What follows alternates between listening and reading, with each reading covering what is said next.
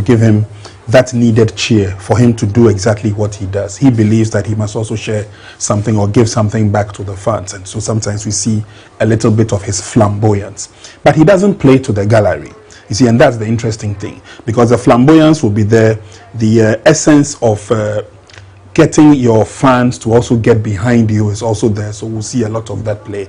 But most of it has been all positive, and that, I think, is the key mark of the development of a player.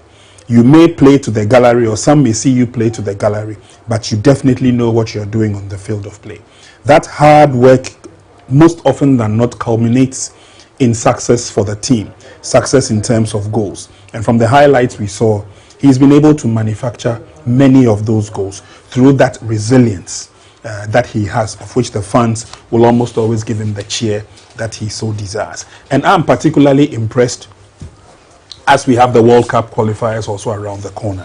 It is such quality and such finesse that a lot of Ghanaians are looking forward to help us shape the national team very well as we try and make our way through the qualifying hurdles to ensure that, despite the fact that the best of Africa are meeting, of which Ghana is absent, when the best of the world meets, Ghana should take its rightful place. No doubt about it. I mean, positive news for the selectors, the likes of Tariq Lamptey playing regularly. Kamaldeen, even though Southampton are struggling, he seems to be getting back to his, speed. He was out with injury for some time. Antoine Semenyo always given man of the match performances. The more experienced players, Jordan Ayew, and then of course Kudu. So some really key players from the English Premier League. But that's where the irony, coach, is that you've got all these quality players being coached by world-class players, delivering against the top teams, and the EPL arguably is the toughest league in the world.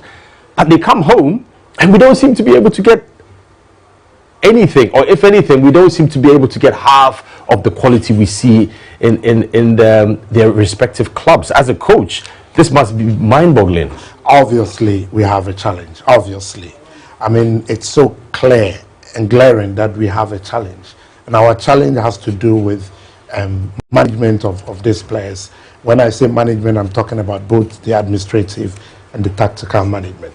Yeah, do you know that in your preparation towards a game, it is only 30% of your preparation that has to do with your tactical preparation. The other 70 has nothing to do with tactics and football. It has everything to do with the food the players would eat, where they will sleep, how they are prepared psychologically. So in actual fact, it is only the 30% that is tactical. Now, these are excellent players that are able to play anyhow, anywhere, when they go out there in their foreign teams. But the moment they come to Ghana, there is a problem. And the earlier we identify these challenges, the better for us as a nation. I mean, we can talk about this the whole day. We can categorize it into 3 thematic areas. One has to do with our tradition or belief or culture. I mean, some of the players believe that once they are in the Black Stars camp, they have to be extremely careful because, I mean, maybe some voodoo issues might happen. Is this what they call psycho-spiritual? Exactly. So you will not be able to continue with your professional career. So they are very careful. So, so when they come from Europe, they need to quickly switch into the Ghana or African mode in order to...